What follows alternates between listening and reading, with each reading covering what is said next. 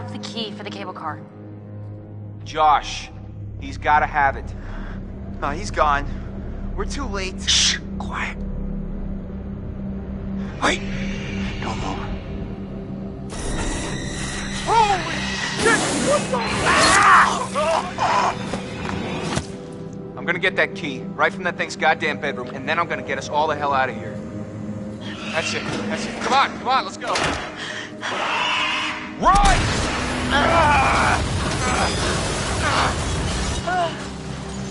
Let's find a way down to where this fucker lives.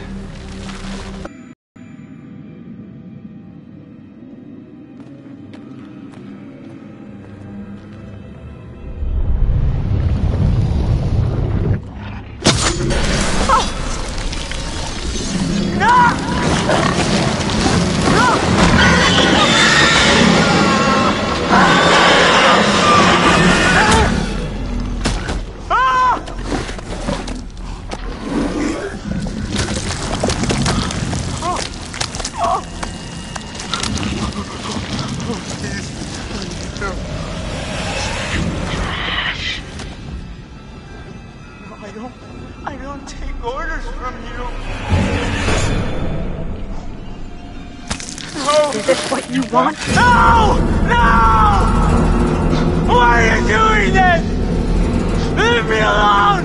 Why are you doing this? Why did you leave us, Josh? Why did you want us to die?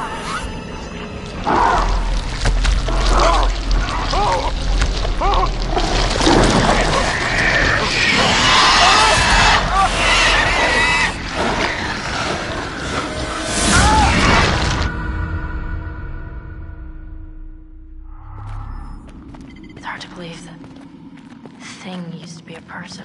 Yeah. Maybe a minor. Maybe someone who worked in the sanatorium. There's so much weird shit happening up there that wouldn't even begin to surprise me. What kind of weird shit? Someone was capturing the Wendigos. Had them all tied up in these restraints. I saw some real fucked up shit. Wow. I must have just let them all out when I blew the place up. Huh. Smooth move.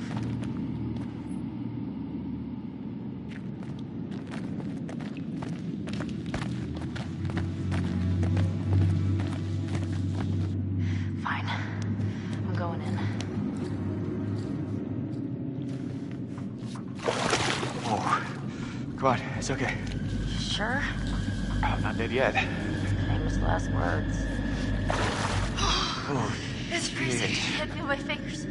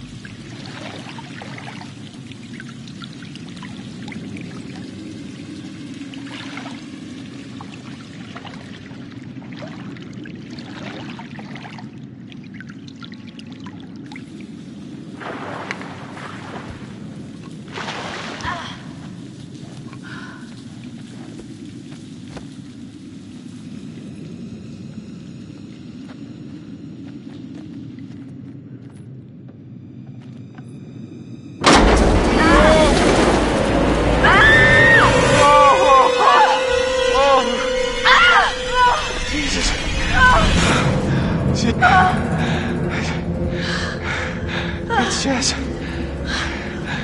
It's Jess.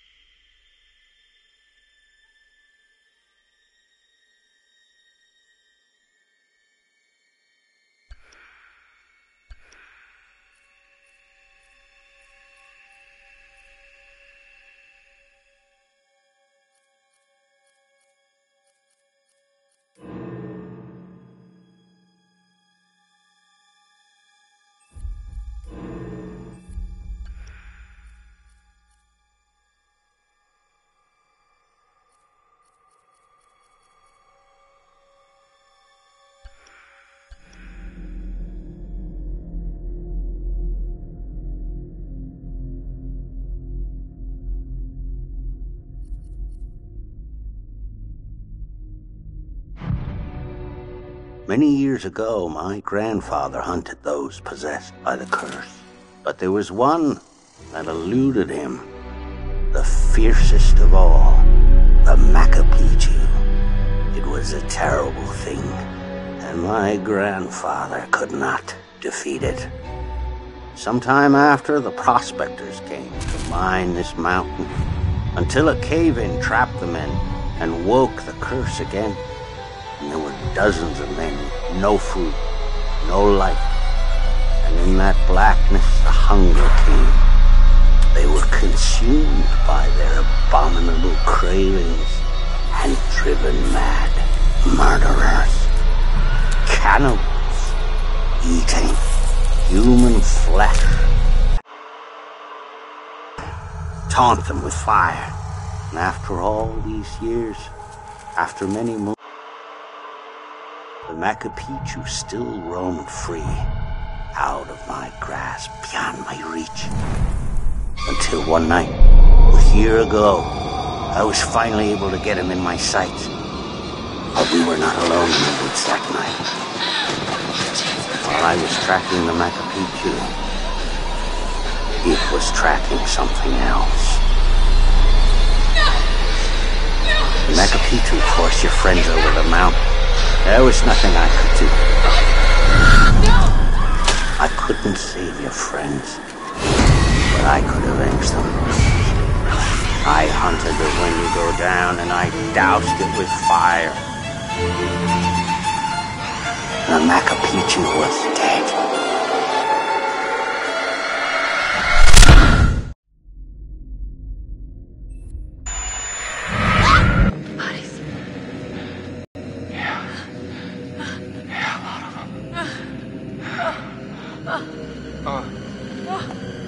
Oh my God. No! I'm gonna be sick. Wait, hold on. I think I saw something.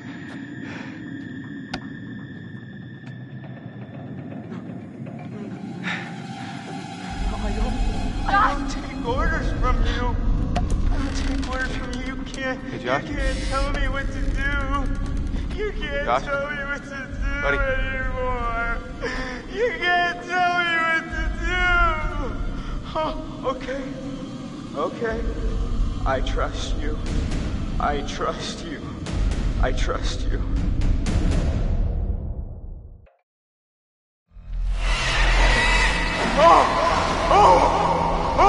Mike. Josh! Hey, man. Don't hit me, please. Have the key for the cable car. Yeah. Oh, God. Direct way out, come on. Yeah. There's no way Josh is gonna make it up there. Okay, if you help me up, I can go back to tell the others we're okay. Yeah, good. You bring Josh back the way we came, and we'll all meet at the lodge. Be careful. Yeah, you too.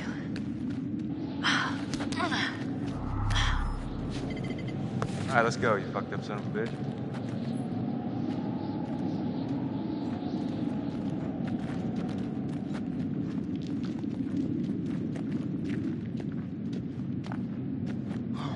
You didn't have to hit me so much, man.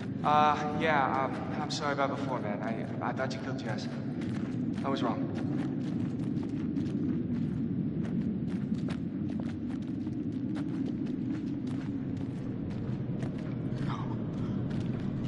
No. Oh!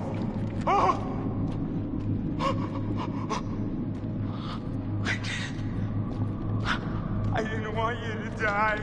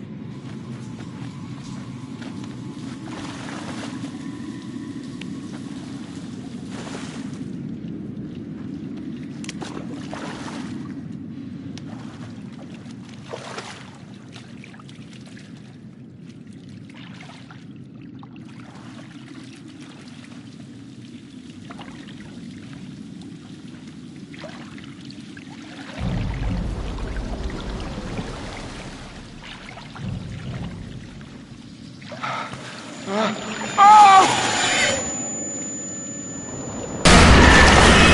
not real!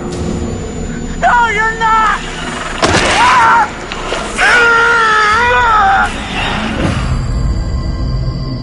Ah!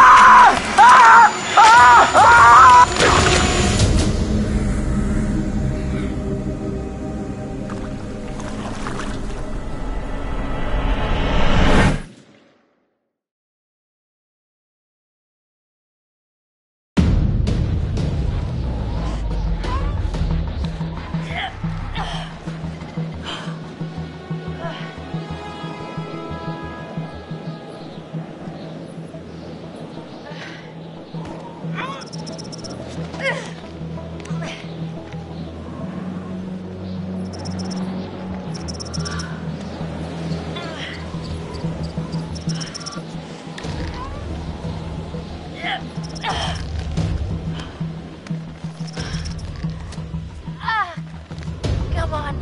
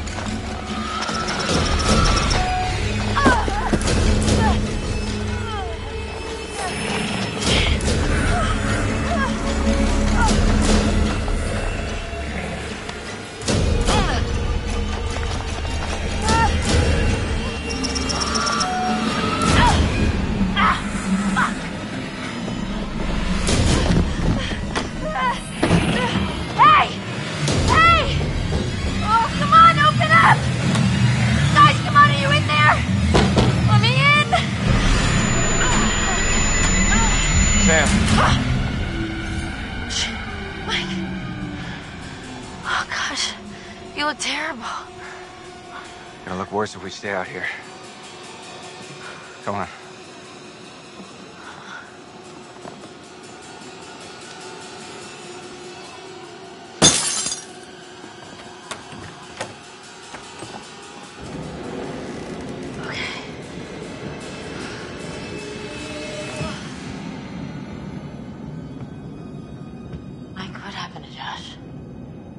I got him.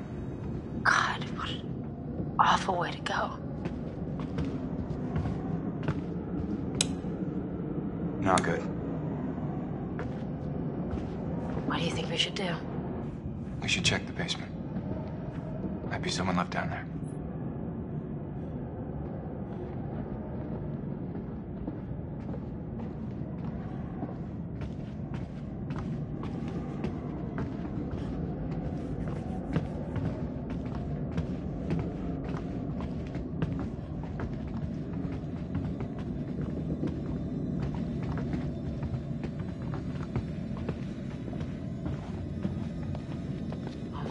How do you rate our chances of survival? I'm trying not to think about it. Yeah.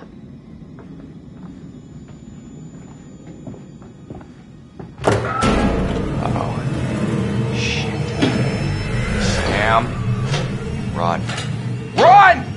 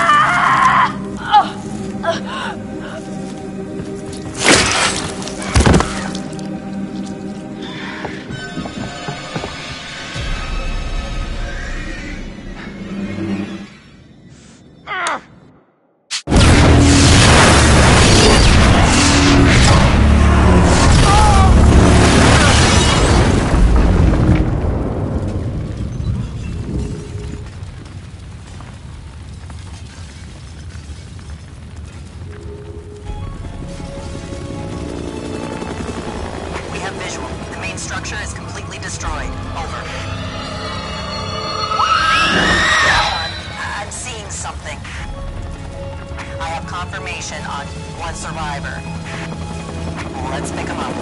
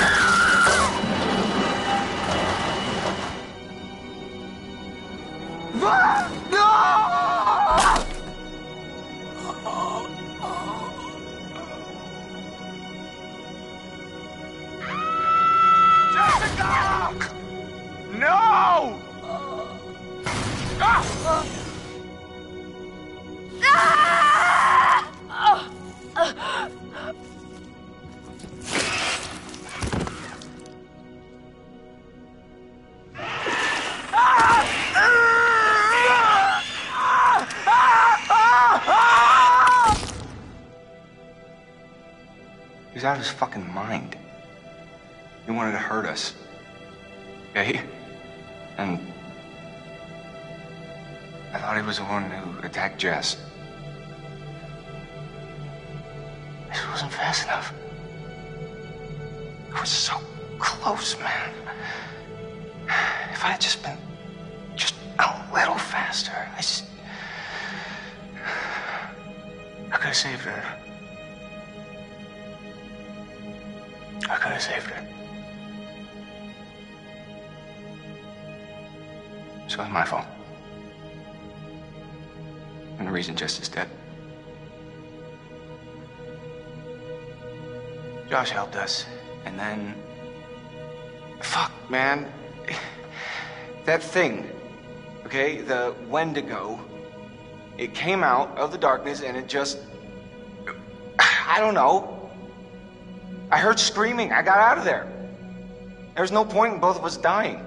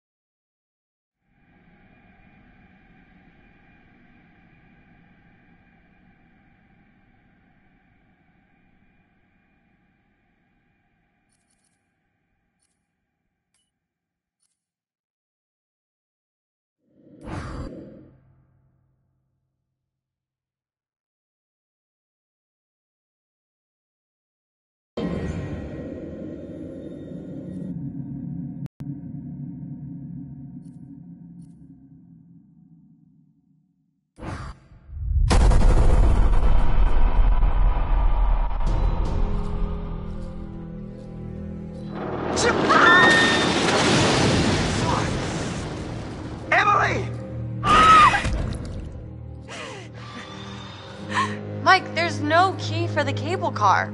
Josh, he's gotta have it. He's gone. We're too late. Shh, quiet. It may have taken him down to the mine. Wait, don't move. Holy shit! I'm gonna get that key right from that thing's goddamn bedroom, and then I'm gonna get us all the hell out of here. That's it. That's it. Come on, let's go. Run!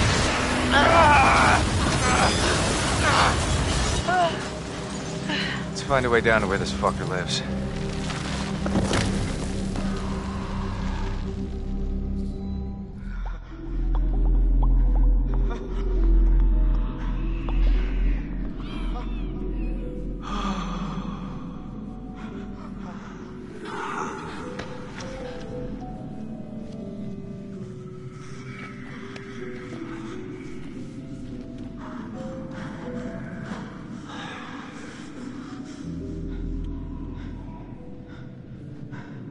I wonder how much these sessions are of any help for you now. Just won't listen to me and things seems pretty... fucked up.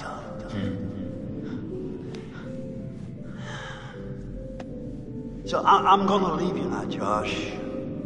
It's time you learn. There's more to be afraid of that can be dreamt up by the unhinged imagination of a self-indulgent, spoiled little brat. You had so many people who cared about you, who were willing to help, but at every turn you choose to push them away, and now you're all alone. Though by the sounds of things, you won't be alone for long. No, you won't be alone for long. Deep breaths, Josh. Deep breath.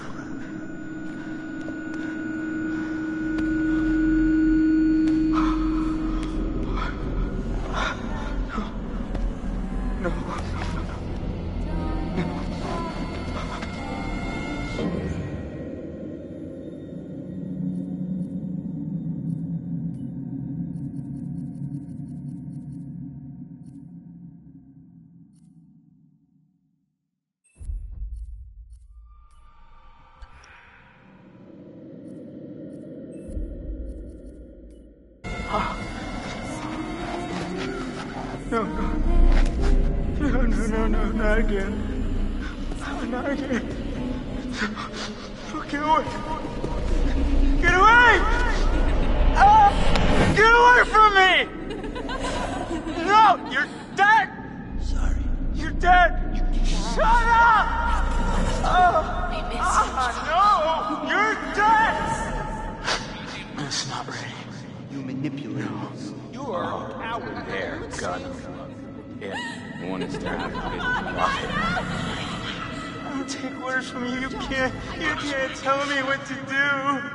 You can't tell me what to do anymore. Time has run out for Josh. Okay.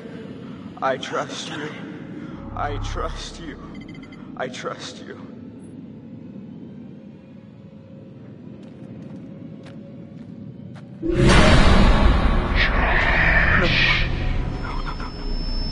You're not real. You're all alone down there. No,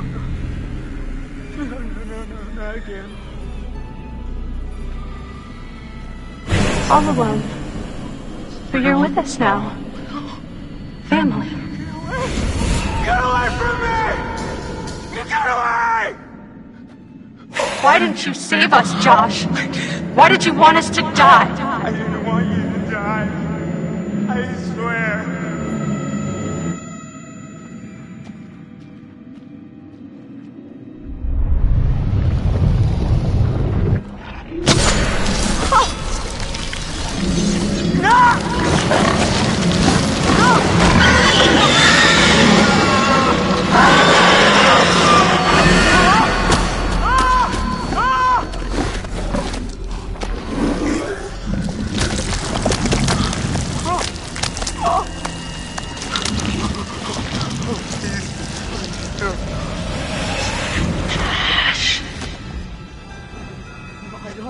I don't take orders from you.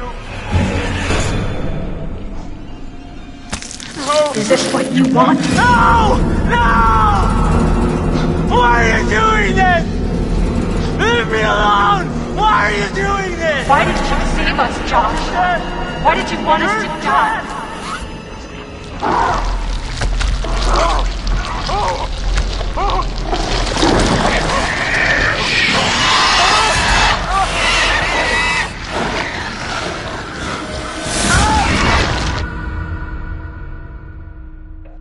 I was not prepared for how ugly that thing would be up close. Yeah. So, I noticed something kind of weird about it. What? The Wendigo. It had a scar. So? Seen it before. What are you talking about? Saw these old pictures of some guys with that scar, and he was transforming into a Wendigo. You're kidding. It was one of the miners who'd been trapped back in the 50s in the cave-in, which means that thing is 80 years old. At least. Spunky for an old-timer. They cleaned the place out. Killed a lot of people. They? You mean there are more of them? Oh, yeah. How many? Too many. I think we're close. To the lair. How can you tell? I don't know, I just feel really terrible all of a sudden. Ditto. I really don't want to go in there. There's no other way through. Fine. I'm going in.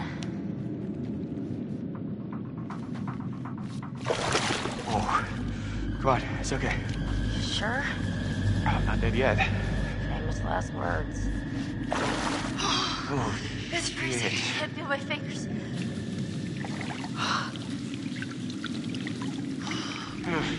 Wait a minute, I thought you reached the deepest part. well, I didn't say that. I said it was okay. Meaning like there weren't any sharks or anything in here. Sharks? Great. Thank you. Oh, he's getting deeper. Yeah. Okay. Oh, hey, it's sloping up again. We're gonna make it. Oh my God, don't jinx it. Oh. Come on. We made it.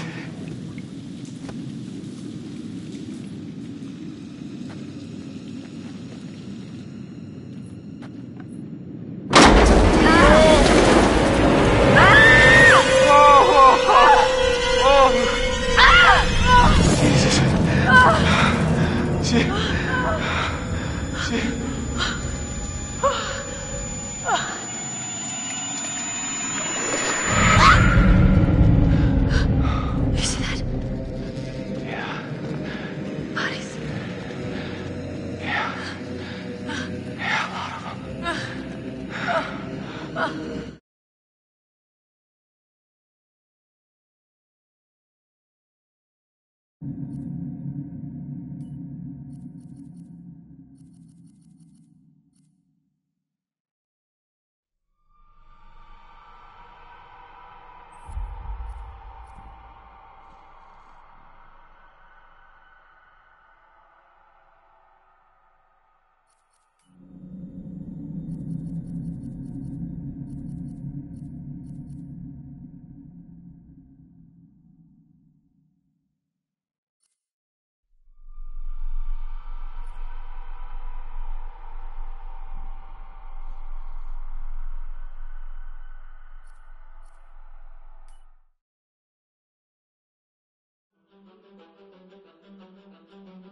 I am Hayden Panettiere, and we are here at the studio recording Until Dawn. My name is Rami Malek, and I play Josh. My name is Megan Martin. My name is Brett Dalton. My name is Antonella Lentini, and I played Hannah and Beth. My name is Jordan Fisher, and I play the character Matthew, Matt for short. I'm Nicole Bloom, and I play Emily in the game. My name is Noah Fleiss. I am Galadriel Steinman, and I play Ashley. So, Until Dawn is the story of 8 teenagers who revisit this cabin in the woods about a year later after a really traumatic experience where I've lost 2 of my sisters, so coming to kind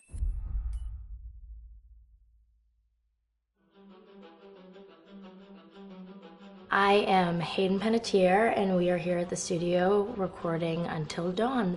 My name is Rami Malek, and I play Josh. My name is Megan Martin. My name is Brett Dalton. My name is Antonella Lentini, and I played Hannah and Beth. My name is Jordan Fisher, and I play the character Matthew, Matt for short. I'm Nicole Bloom, and I play Emily in the game. My name is Noah Fleiss. I am Galadriel Steinman, and I play Ashley. So, Until Dawn is the story of 8 teenagers who revisit this cabin in the woods about a year later after a really traumatic experience where I've lost 2 of my sisters, so coming to kind of get some closure in that respect. One of the things that Larry does really well is make these multi-layered characters, and I think for just the story in general, it follows the quintessential horror film plot lines, but the characters are so unique in themselves, and I think that's very cool. Oh, yeah, this was the right thing to do. What? You know, getting everyone together on the anniversary. I mean, Josh seemed really pumped about us all doing something, didn't he? Yeah, no, he definitely did. I haven't seen him so excited about something in forever. Good. Sam and I have a few things in common, such as being huge lovers of animals, and she's a huge animal lover. She's vegan. She is a pacifist. I'm not quite sure if I'm gonna go as far as saying that I'm a pacifist, but she's spunky and cool. I know that she, I think, is made fun of a little bit by the rest of them who think that her morals and her beliefs in that area are a little ridiculous and they don't agree with them, but she doesn't care. It doesn't stop her from being herself, and that's something that I hope I have in common with her. You know, he definitely can be depressed at some times and a bit of a loner, but he takes some solace in one of his sister's friends, Sam, played by Hayden Panettiere, and invites everybody back to the same house the next year to kind of find some closure. Jessica she has a whole lot of personality. She is definitely the sort of mean girl character that, you know, at school she knows she's pretty, she knows that boys like her, and she's going to use it to her advantage. He's got a big heart, and you can tell that that's very evident, especially how he treats his girlfriend, Emily, and, you know, he's kind of a meathead, but in the best way possible. And I can definitely relate to that. My character is Chris, and he is what society might consider the nerd of the group, and he kind of embraces it. Ashley she's a little more serious than some of the other girls. She's definitely very intelligent and thoughtful. She kind of looks at the whole big picture of things. She's not quite as geeky as Chris, but they connect in a lot of ways. Mike is like big guy on campus. He's the class president who has some charm and has brain, and I don't know, people seem to like Mike. He gets away with a lot though. He can be kind of jerky. The fact that he really just kind of wants everyone to be happy. I mean, he's a people pleaser, and I can definitely attest to being, you know, that guy. I'm always the friend that wants everybody to be happy and wants everybody to be taken care of, and that's definitely Matt. But also, like, this character is just so fun. I rarely get to play the bitch, and so it was really fun to do that. The spirit of things, seriously, what's wrong with you? I'm just trying to lighten the mood, Em. Don't be like that. Like what? The way you're being. You always get like this. I just think this is just the coolest thing to be a part of, and I just think it's going to take the world by storm. I really do. I think this genre is the wave of the future, and I think that once people see the potential behind it, of getting to interact with the drama that you're witnessing unfold in such a realistic way, that this is how entertainment's going to be from now on.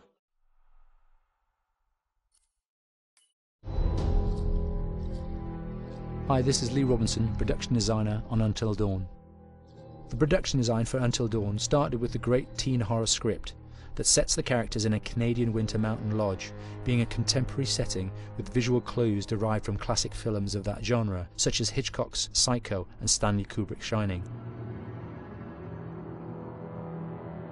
The storyboards are vital to the production design, as it allows the designer to understand the scale of the environments to be made and the detail that would be seen to create the atmosphere of a horror. This took us into concepts that took these storyboards further, visualizing the world through the color palette, the lighting, tone, and the mood, and developing key locations such as the lodge, the cable car stations, the forests themselves, the wilderness. As you can see, the environments and atmospheres change quite a bit from warm and inviting to cold and threatening. The Millionaire's Mountain Lodge was a key example. It was designed to be made from nearby stone and timber, embedding it into the landscape, with a contrasting and contemporary interior needing to be opulent and extravagant. We created dark and claustrophobic corridors with ominous and large open spaces, almost cathedral-like in size, and with huge structures to silhouette and dwarf the characters within, providing a labyrinth to explore and wander. Each character was developed with a strong visual identity in mind, with contrasting colours, tones and silhouettes to identify them, each to have their own texture, pattern and shape, so that when they were lined up you could always identify them. The costume designs allowed a range of clothes that would suit them for the cold winter weather, but also have an element of style and individualism, so that the audience could look at them and relate, recognizing themselves within them. A lady would like to cuddle up with her man by a nice cozy fire bathed in atmospheric mood lighting. Right. It'll get plenty toasty once we're rubbing up against each other. Mike. Fire and mood lighting. Yes. Working with the lighting artists, we really brought the look and feel of the world together, and this required a thorough understanding of the visual language of teen horror. A key scene was where all the characters emerge out of the rear of the lodge chasing Hannah. A contrast is evident straight away from the exterior wilderness to the warmth of the lodge. The attention to character lighting here is through the bounce and rim lighting, accented colours and composition, creating characters that come from the dark into the light and back again with an emotional effect. Guys, there's someone outside. What the hell? Hannah! What's going on? Where's my sister going? It's fine. She just can't take a joke. It was just a prank, Han.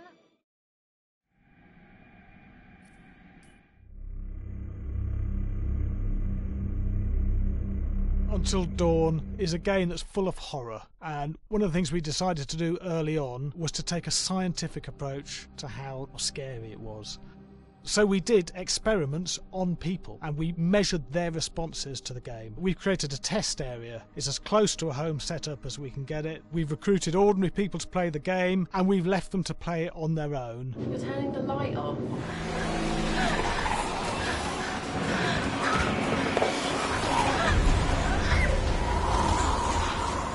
The only difference is it's rigged with cameras and microphones that relay the data through to the next room where people are watching them play. Bracelet here we use for biometric testing. It measures the player's emotional response. It's called a galvanic response sensor. It makes contact with the user's skin and it measures the electrical conductivity across their skin. It's the same principle as an old-fashioned lie detector. When you're stressed, you sweat a little, very sensitive, and picks up tiny changes if the player is feeling anxious or scared. That data's fed back to a testing team, it comes through as a graph. I'm so sorry.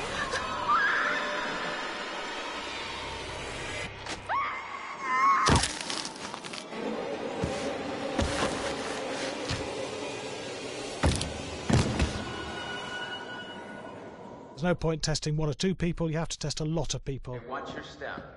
When we have a scare that's consistently has a measurable emotional response, then we knew it was good. If it didn't have that, it goes back to the team for improvement. The data doesn't tell us what's wrong with the scare, it only tells us if it's working or not.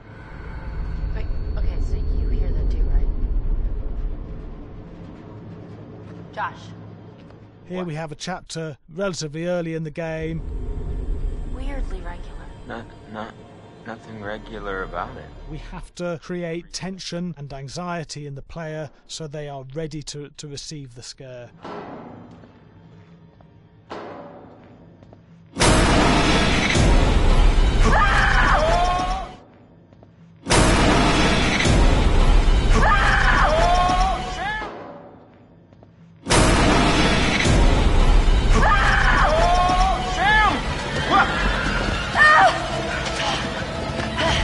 Give the player time to recover, to cool down, to calm down, and then start building the tension again before we do the next scare.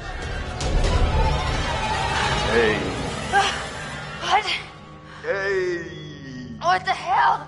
Ooh, you just got mugged.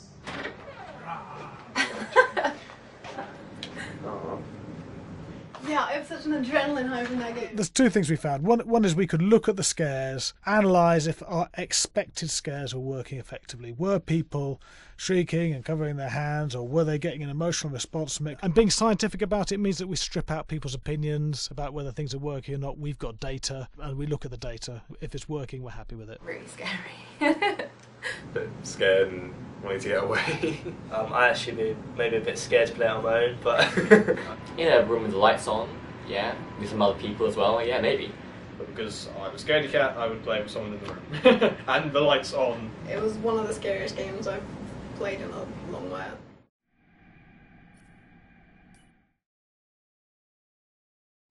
Hi, Larry. Hey, Graham. Hi, my name is Graham Resnick. I'm a filmmaker, writer, director, sound designer, and I started working with Larry Fessenden about 10, 15 years ago through my friend Ty West, who I grew up with, and have done a lot of sound design with on his films. And he was producing Ty's films at the time, and Ty introduced me to Larry. Larry produced my first feature, and we've written together on several projects. My name is Larry Fessenden. I'm a filmmaker. I run Glass Eye Pix, which is an independent production company out of New York. We make indie movies, a lot of scary movies as well. I got a call to audition to write this video game. And I called my pal Graham Resnick because Graham's a gamer. And while I thought I could offer something to the idea of writing this multi-branching story, I knew that I would want Graham's expertise as a lover of gameplay, since I guess games were started. So and just as a lover. And as a lover, yes. Which is why there's so many sex jokes in the game. There was one Italian website that did say the Larry that's Fessenden and right. Graham Resnick, the two lovers behind Until Dawn. Come here. Maybe I know how to handle you too. I am definitely ready to be handled. So I wanted Graham by my side. Yeah, and we got the gig, and it's been an amazing ride. Oh, hell yeah. Oh my god. She's taking her shirt off. What? Oh my god! Matt, what are you doing here? Hannah. I'm sorry, Hannah. This all got Don't out worry, of hand, but... So in the game, the basic setup is that a year prior to the game's start, all these kids had gone up to a ski lodge that was owned by the parents of one of the kids, or a couple of the kids, and some of the teenagers played a prank on some of the other teenagers, and a terrible tragedy occurred when a few of them, two sisters, ran out into a blizzard, and were never seen from again.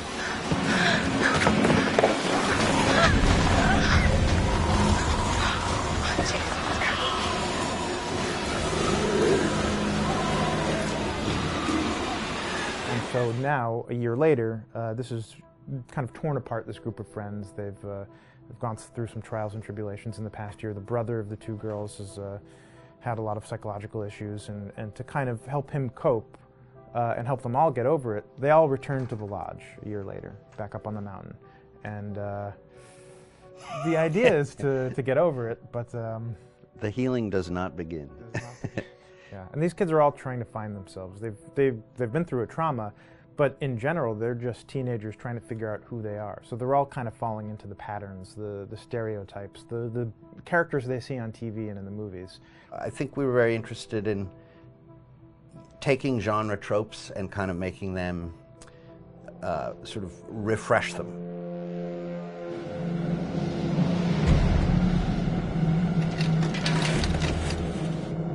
Hey, did you see that? Dad said it'd just be us this weekend. We're familiar with how slasher movies work. Most people have seen some horror movies, and we have established notions and preconceptions about the roles of the players in horror movies and how they talk and how they get killed and how they have sex. And to bring you into the game that way and then subvert a lot of those expectations was kind of our goal. They're haunted by some incident that happened in their past, which I think you pretty much figure out that that's going to have a role in their interaction.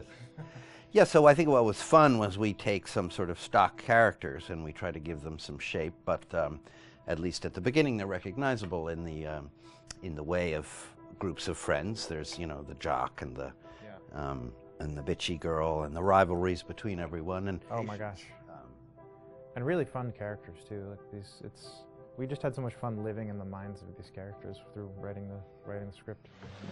What do you think? Jesus! It was fun. I think we were looking to get that kind of banter that you see both in movies, but also that you absolutely have with friends, and sort of those inside jokes.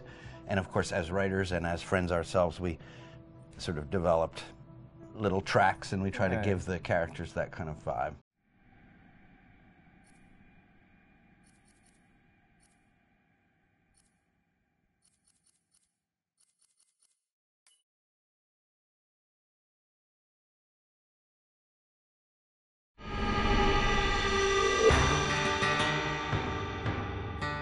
America's Northwoods border region. Within this land of 10,000 lakes and miles of dense timber, a hideous creature is believed to lurk. The North Woods is probably one of the last frontiers in America. There's still a lot of places in this area that hasn't been set foot by man. Monsters and mysteries exist here because it is remote. Up in the North Woods, winters are long. In times of biting cold and isolation, a devouring monster is believed to come forth. It's terrorized native people for generations. Growing up, I was told, like, don't go outside, the Wendigo will get you.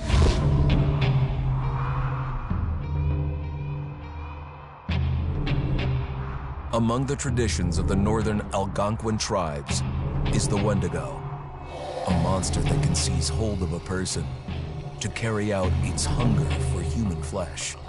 Many Native Americans fear even talking about this Wendigo, and even the mention of the name will let the Wendigo find out where you are, and it will open you up to be possessed by this Wendigo.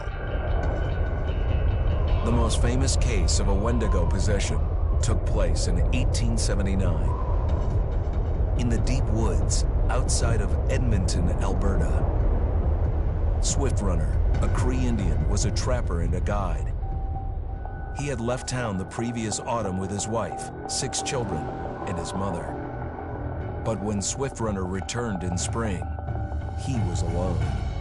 Swift Runner came into a nearby village telling this heartbreaking tale. I had to watch them starve to death. Of his family being killed by starvation, and that he was the only survivor. My whole family gone.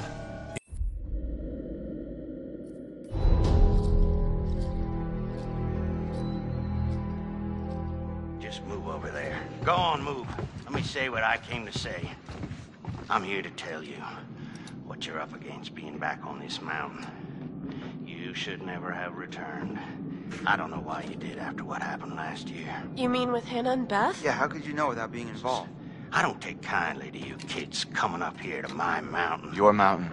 The mountain don't belong to me, it's true. But it don't belong to the Washingtons. This mountain belongs to the Wendigo. Hi, this is Lee Robinson, production designer at Supermassive Games. Understanding the ancient myths of the Wendigo was key for their development that helped the visual look.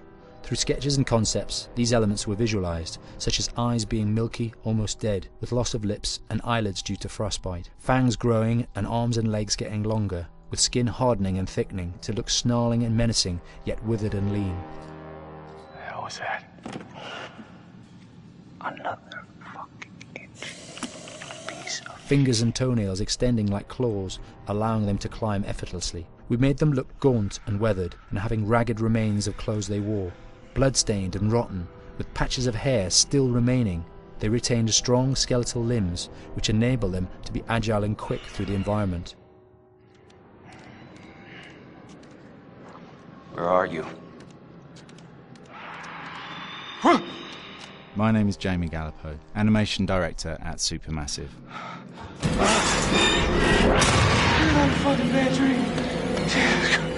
The overall direction on the creature was to be very strong, to be extremely fast. We wanted a spider-like movement to the creature. 1 minute scampering to leaping and then crawling, almost instantaneous.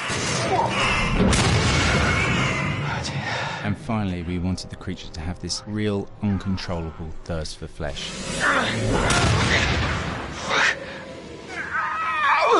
From a sound design perspective, the Wendigo is a real challenge. For the main vocalisations of the Wendigo, we used our own vocalisation, various different animals.